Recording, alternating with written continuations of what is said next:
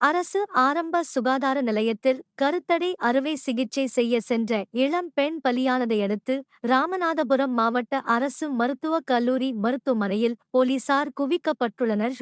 ராமநாதபுரம் மாவட்டம் நயினார் கோவிலை அடுத்த மருதூர் கிராமத்தைச் சேர்ந்தவர் சதீஷ்குமார். கட்டிட கூலி தொழிலாளியான இவருக்கு கீதா என்ற மனைவியும் 2 வயதில் ஒரு பெண் குழந்தையும் உள்ள நிலையில் மீண்டும் கர்ப்பமான கீதா கடந்த 4 மாதங்களுக்கு முன்னர் ஆண் குழந்தை ஒன்றை பெற்றெடுத்தார்.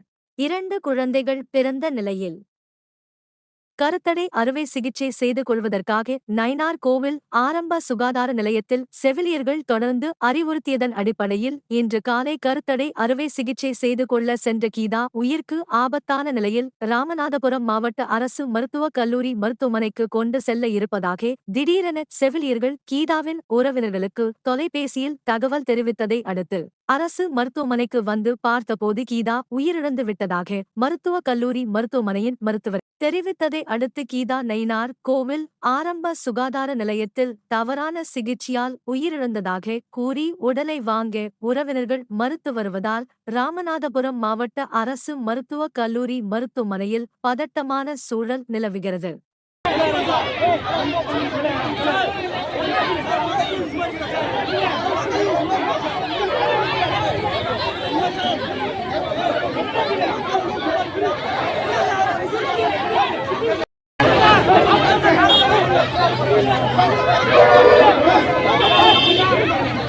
அந்த போய்